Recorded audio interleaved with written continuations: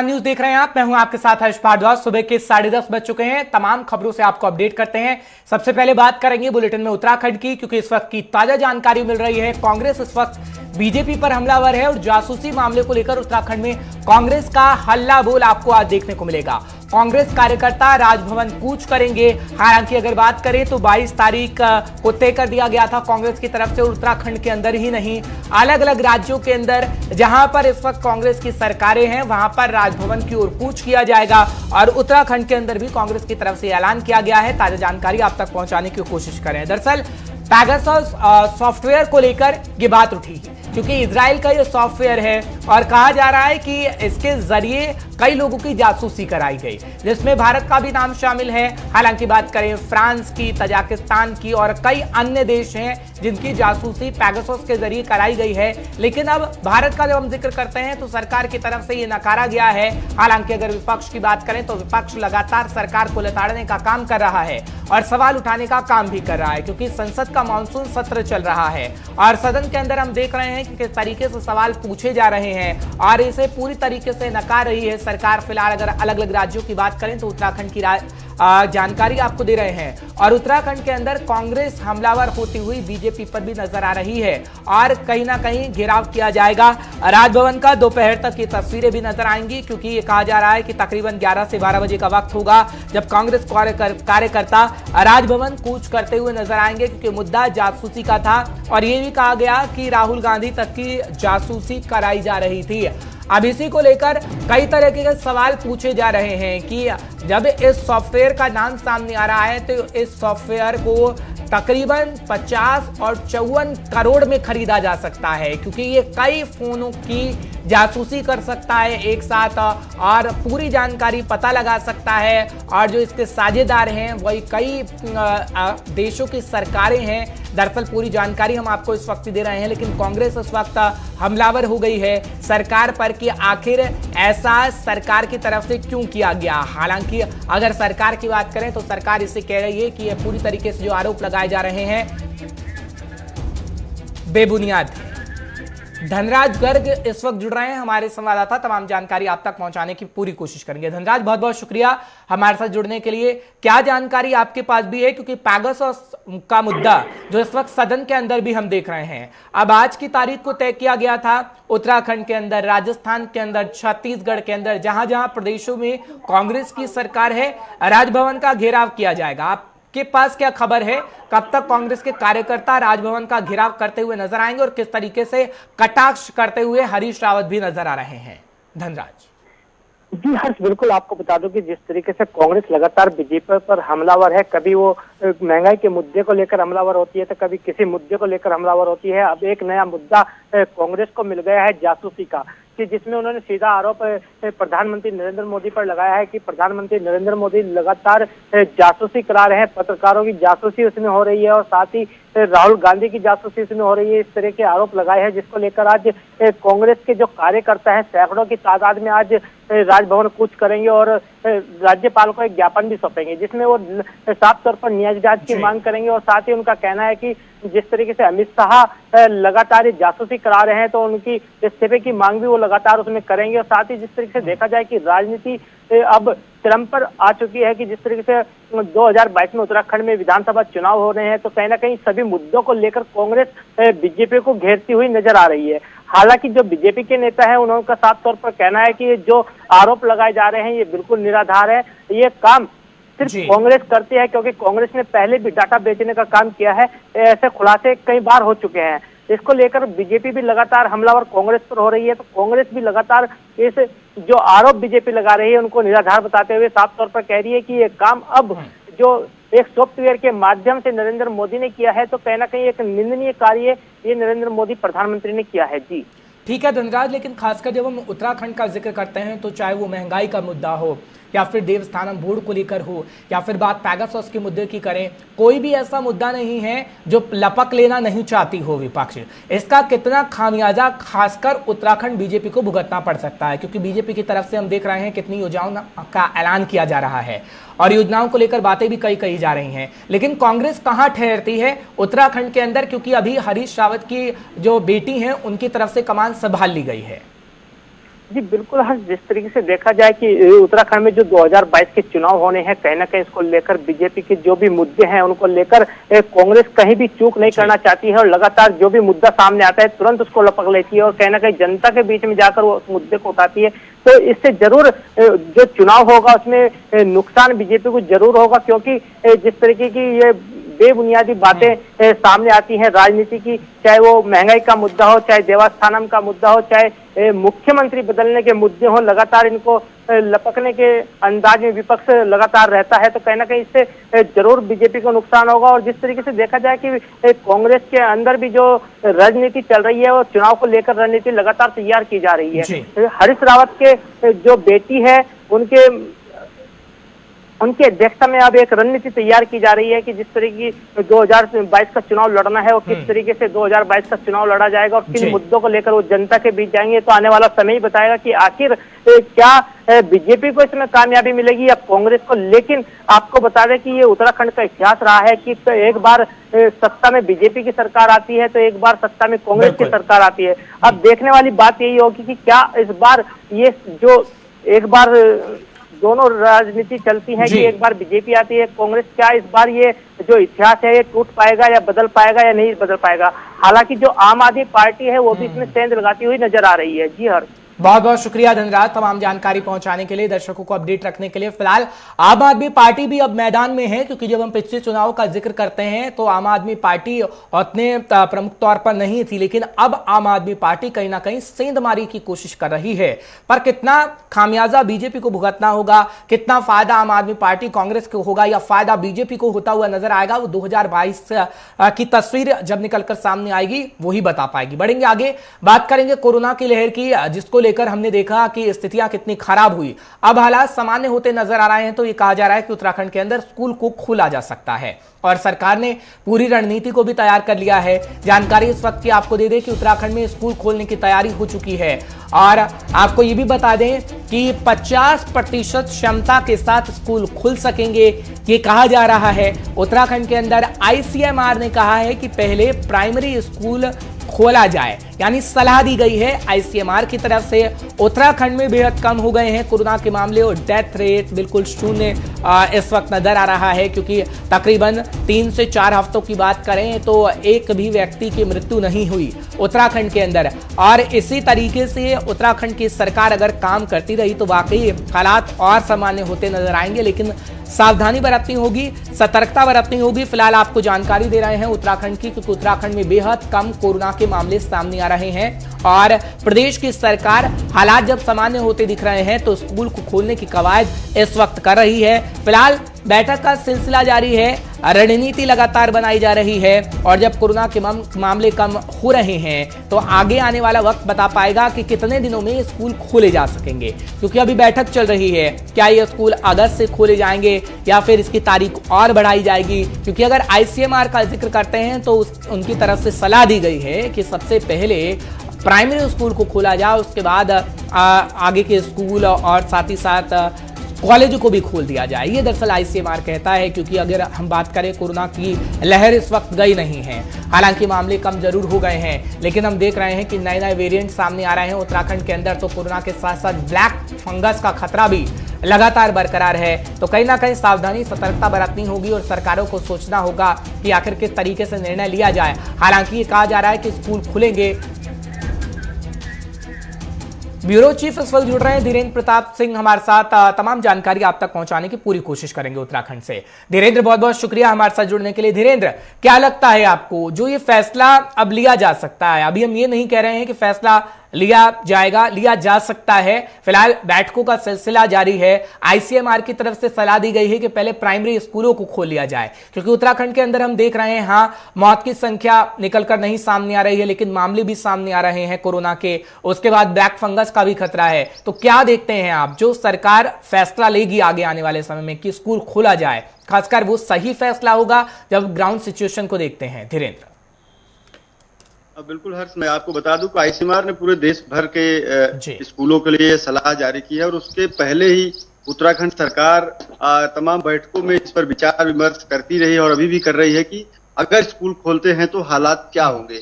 लेकिन पिछले कुछ हफ्तों की अगर बात करें तो संक्रमण बेहद कम है जो मौत की संख्या है वो भी बेहद मामूली रह गई है। तो इसको देखते हुए सरकार थोड़ा उत्साहित है, उसे लगता है कि स्कूलों को खोला जा सकता है। लेकिन अभी भी तीसरी लहर के जो संभावना लगातार जो स्वास्थ्य विशेषज्ञ जता रहे हैं, उसको देखते हुए सरकार को जो तमाम इंतजामात करने हैं, जो सतर्कता बरतनी है स्कूलों में, उसको अभी मुकम्मल करने के लिए सरकार विचार विमर्श कर रही है। क्योंकि जो छोटे बच्चे हैं उनमें संक्रमण तेजी से फैलता है। हालांकि जो स्वास्थ्य विशेषज्ञ कह रहे हैं कि उनको इसका नुकसान ज्यादा नहीं होता, लेकिन अगर इस तरह की कोई स्थिति होती है, हालांकि आईसीएमआर ने अपने सलाह में, एडवाइजरी में यह भी कहा है कि अगर संक्रमण फैलता है तो स्कूलों को तत्काल बंद कर दिया जाना चाहिए।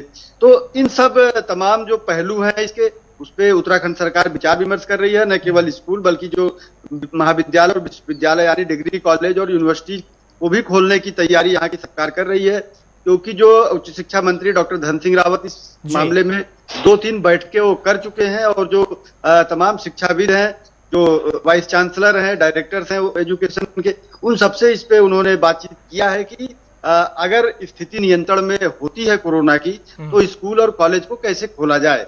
तो इसको लेकर के जो माध्यमिक शिक्षा मंत्री अरविंद पांडे और जो उच्च शिक्षा मंत्री धन सिंह रावत दोनों लगातार बैठकें कर रहे हैं, और मुख्यमंत्री पुष्कर सिंह धामी इस पे नजर बनाए हुए हो, खुद मॉनिटर कर रहे हैं और लगातार वो मार्गदर्शन भी दे रहे हैं कि किस तरह से स्कूलों और कॉलेजों को खोलने की तैयारी राज्य सरकार अपने स्तर पे करती रहे। तो पूरी उम्मीद है कि जुलाई के अंतिम सप्ताह में शायद जो स्कूल हैं उन्हें खोल दिया जाए। लेकिन अभी भी ये तय नहीं है जो बच्चे आएंगे क्या वो कंपलसरी रखा जाएगा, उनको अनिवार्य किया जाएगा कि स्कूल आए, या उनको एक छूट दी जाएगी, ऑप्शन दिया जाएगा कि आप आना चाहे तो आए, अदरवाइज कुछ दिन स्थितियों को मॉनिटर करें, और लगता है कि उनके अभिभावकों को कि अब स्थिति सही है जाने की तो भेजें। लेकिन जो सरकार की तैयारियां हैं हर चीज मैं बताऊं, वो बहुत तेजी से चल रही है, और पूरी उम्मीद है कि इस महीने यानी जुलाई के अंतिम सप्ताह में या अगस्त के प्रथम सप्ताह में स्कूलों को खोल दिया जाए। हालांकि ये सारी धीरेन्द्र, लेकिन एक एग्जाम्पल से समझना होगा, क्योंकि जब हम हरियाणा का जिक्र करते हैं, जब कोरोना की पहली लहर आई और फिर हालात सामान्य होते हुए नजर आए, हरियाणा के स्कूल खोले गए तो लगभग कई बच्चे कोरोना संक्रमित पाए गए, और उसके बाद सभी राज्यों ने सबक सीखा। अब जब हम देख रहे हैं कि सभी राज्य अभी तैयारी कर रहे हैं, लेकिन सबसे पहला नाम उसमें उत्तराखंड है। अगर खुदा ना खास्ता उत्तराखंड के अंदर ऐसी सिचुएशन होती है, आप कह रहे हैं कि स्कूलों को बंद कर दिया जाएगा, लेकिन क्या वाकई हम उसके लिए तैयार हैं? क्योंकि ग्रामीण इलाकों का जिक्र करते हैं तो ग्रामीण इलाकों में अभी भी उतनी सतर्कता नहीं बरती जाती है। हाँ, हालांकि वैक्सीन की प्रक्रिया इस वक्त चल रही है, लेकिन क्या लगता है आपको कि ऐसा कर पाना संभव होगा सरकार के लिए? बिल्कुल हर्ष, ये एक बड़ा सवाल है, क्योंकि अभी भी जो भी तैयारियां हो रही है या जो भी राज्य सरकारें कोई भी योजना बना रही हैं, तो कोरोना के संक्रमण को देखते हुए बना रही हैं। क्योंकि अभी तीसरी लहर आने की संभावना बनी हुई है। तमाम जो विशेषज्ञ हैं अभी भी इस बात का अंदाजा नहीं लगा रहे हैं तीसरी लहर 6 महीने बाद आएगी या 7 महीने बाद आएगी या अगले साल आएगी। तो ये देखने वाली बात होगी, क्योंकि सारा कुछ उसी पे डिपेंड करता है। लेकिन अगर जो तीसरी लहर आने की संभावना कमजोर पड़ती है या समय ज्यादा लगता है, तो प्रयोग के तौर पर भी स्कूलों को खोला जाए। क्योंकि तमाम जो शिक्षाविद हैं ये इस बात को बार बार कह रहे हैं कि इसका बच्चों के मानसिक स्तर पे और उनकी जो प्राथमिक शिक्षा है उस पर बहुत बुरा असर पड़ रहा है, और इसका खामियाजा देश को अगले कई वर्षों तक उठाना पड़ेगा। लेकिन इसके साथ ही इसमें जो रिस्क है खोलने का वो बहुत बड़ा है। कोई भी राज्य सरकार दूसरी लहर के बाद जो सबक मिला राज्य सरकारों को, कोई भी सरकार ऐसी हिम्मत नहीं करेगी कि संक्रमण बढ़ता रहे और वो स्कूल खोल दे। तो इसलिए अभी सारी जो योजनाएं हैं, सारे जो इनकी तैयारियां हैं, वह कोरोना के संक्रमण के दर पे निर्भर करेगा। ये शायद अगले महीने 15 दिन और 1 महीने में ये स्पष्ट हो जाएगा कि कोरोना की रफ्तार क्या रहती है और क्या स्कूलों को खोला जाना मुनासिब होगा। ये देखने वाली बात होगी। लेकिन सरकार के स्तर पे तैयारियां पूरी की जा रही है, बहुत तेजी से की जा रही है। और अगर बहुत बहुत शुक्रिया धीरेन्द्र तमाम जानकारी पहुंचाने के लिए। और सरकार जो तैयारी कर रही है, उम्मीद की जा सकती है कि वो तैयारी तकरीबन दिखे और जब स्कूल खोले जाएं तो बच्चे कोरोना से संक्रमित ना हो। फिलहाल बढ़ेंगे आगे, एक और आपदा का जिक्र करेंगे, बात करेंगे जो मौसम की, क्योंकि मौसम पहुंच चुका है हर एक राज्य के अंदर, लेकिन आपदा का मंजर हमें उत्तराखंड के अंदर खासकर देखने को मिल रहा है। क्योंकि मौसम विभाग की तरफ से अलर्ट भी जारी किया गया। अगले 4 दिन भारी बारिश का येलो अलर्ट जारी किया गया है। कई इलाकों में तो आकाशीय बिजली गिरने की भी संभावना है।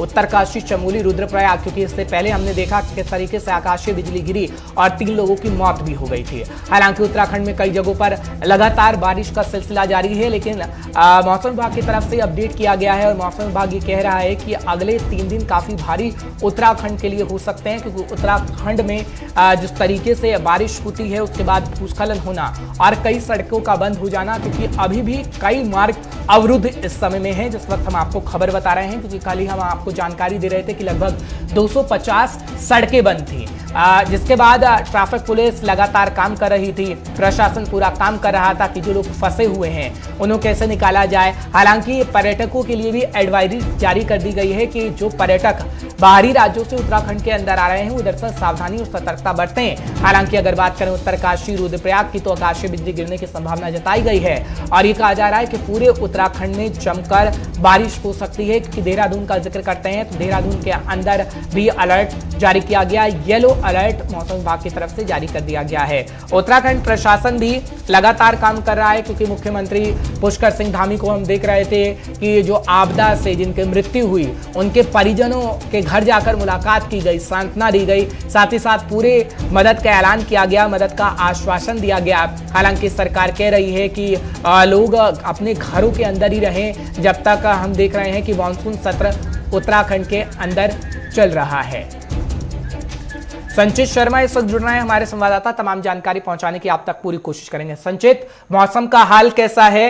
क्योंकि मौसम का हाल इस वक्त बेहाल है, कई लोगों की जानें भी जा रही हैं, तो क्या प्रशासन सावधानी बरत रहा है? क्योंकि पुष्कर सिंह धामी को हम देख रहे थे किस तरीके से कल वो पहुंचे और आपदा में जो मारे गए लोग थे उनके परिवारजनों से मुलाकात की गई है। क्या मौसम विभाग कहता है, कैसी प्रशासन की तैयारी? संचित देखिए यार, मैं आपको बता दूं कि अगर बात इस वक्त उत्तराखंड की करें तो उत्तराखंड में लगातार बारिश हो रही है। अभी आप मेरे पीछे देख सकते हैं कि मौसम अभी कुछ मिनटों पहले ही थोड़ी सी धूप उत्तराखंड के अंदर निकली, दून के अंदर निकली, लेकिन बात अगर पर्वतीय क्षेत्रों की करें तो पर्वतीय क्षेत्र में लगातार उत्तराखंड के अंदर बारिश हो रही है और साथ ही साथ मैदानी क्षेत्रों की बात करें तो मैदानी क्षेत्रों में बाढ़ जैसी स्थिति कहीं ना कहीं पैदा हो गई है, जिसको देखते हुए प्रशासन ने जो तैयारियां की थी कहीं ना कहीं वो इस वक्त सफल नजर आ रही है। लेकिन जिस तरीके से बारिश का अलर्ट पहले ही मौसम विभाग ने उत्तराखंड में चेतावनी जारी कर दी थी, एक ऑरेंज अलर्ट जारी उत्तराखंड के अंदर किया था, उसको देखते हुए जिस तरीके से बारिश ने अपना कहर उत्तराखंड के अंदर बरपाया। अगर बात पर्वतीय क्षेत्र की करें, पहाड़ी क्षेत्रों की करें तो पहाड़ी क्षेत्र में जिस तरीके से आपने देखा कि पुष्कर सिंह धामी जो आपदा जहां पर आई, जहां पर लोगों की जान मान की हानि हो गई, उनके परिवारजनों से मिले, उनके परिजनों से मिलकर उनको सांत्वना दी, साथ ही साथ एक मुआवजा देने की भी बात पुष्कर सिंह धामी ने करी। तो आप देख सकते हैं कि सरकार कितनी गंभीरता से इस बात को ले रही है। मौसम से जो बारिश होने से जो नुकसान इस वक्त उत्तराखंड के अंदर है, सरकार ने उसको बड़ी गंभीरता से लिया है। खुद पुष्कर सिंह धामी जाकर के उनके परिजन से मिलते हैं, तो आप देख सकते हैं कि लगातार सरकार कितने अलर्ट मोड पर। बात अगर पर्वतीय क्षेत्र की करे, सड़कों की करे, जो पर्यटन क्षेत्रों को लेकर के, पर्वतीय क्षेत्रों को लेकर के अगर बात करें तो जिस तरीके से मलबा सड़क पे आकर गिर गया, पहाड़ टूट करके सड़क पे गिर गए, तो उससे जो एक रास्ता बंद होने की स्थिति थी उससे कई हाईवे बंद हो गए हैं। आप बात करें बद्रीनाथ हाईवे की बात करें, आप केदारनाथ हाईवे की बात करें, तो इस वक्त वहां की जो सड़कें हैं बंद हो गई है। कल रात की अगर बात करें तो जिस तरीके से सड़कें बंद होने की वजह से लगभग छोटी और बड़ी गाड़ियों की अगर मिला जुला के बात करें तो करीब 50 वाहन रात से वहां पर फंसे हुए थे। लेकिन जिस तरीके से बुलडोजर, जेसीबी लगा करके एसडीआरएफ, एनडीआरएफ ने जो बचाने का राहत कार्य शुरू किया था, लोगों को सुरक्षित स्थानों पर पहुंचाया गया। साथ ही साथ जो मैदानी क्षेत्रों में रह रहे लोगों को, नदी किनारे जो लोग रह रहे थे, उसकी अगर बात करें तो नदी किनारे के जो रह रहे लोगों को सबसे पहले सुरक्षित स्थानों पर पहुंचाया गया और जो नदी का स्तर बढ़ते हुए देखते हुए जो नाले के पास लोग रह रहे थे उनको वहां से प्रशासन ने सबसे पहले हटाया।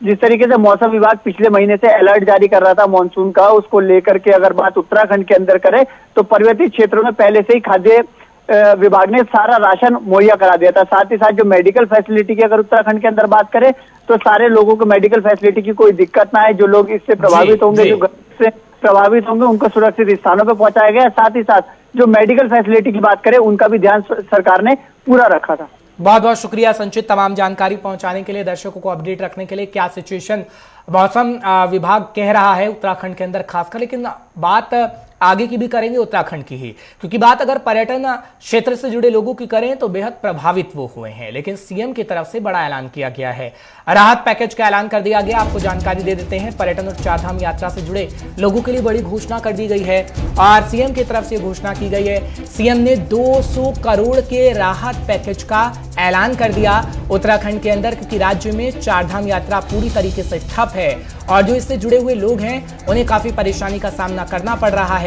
आर्थिक मंदी से जूझ रहे हैं चारधाम यात्रा और पर्यटन से जुड़े लोग, जिसको लेकर दरअसल सीएम की तरफ से ये बड़ा कदम उठाया गया है और ये कहा जा रहा है कि आगे आने वाले समय में उनको थोड़ी राहत मिलेगी जब 200 करोड़ पैकेज का ऐलान कर दिया गया। राहत पैकेज का ऐलान किया गया है। हालांकि तमाम योजनाओं की बात भी कही गई है कि उन लोगों के लिए चलाई जाएंगी जो चारधाम यात्रा और पर्यटन क्षेत्र से जुड़े हैं। हालांकि अगर हम बात करें तो लोगों का आना हो रहा है उत्तराखंड के अंदर, लेकिन चारधाम यात्रा बंद है और जो परिवार इसी पर निर्भर रहता है उनके लिए खासकर ये ऐलान किया गया है 200 करोड़ राहत पैकेज का, जो सीएम की तरफ से ऐलान कर दिया गया और आगे भी सरकार विचार करेगी कि कैसे राहत उन्हें पहुंचाई जाए। फिलहाल अगर बात करें, सरकार की तरफ से बड़े बड़े ऐलान किए जा रहे हैं, लेकिन क्या ऐलान किए गए हैं वो वाकई जमीनी स्तर पर हमें होते हुए नजर आएंगे जब उन लोगों को सीधा सीधा मदद मिलती हुई नजर आएगी, ये तो खैर वक्त बता पाएगा।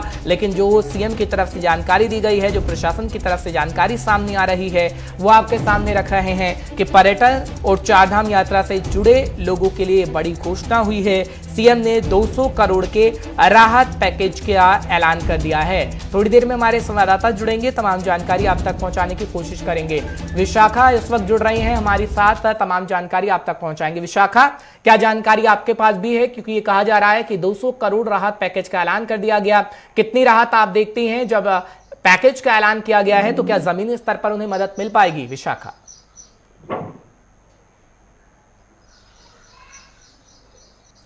विशाखा, क्या मेरी आवाज मिल रही है आपको?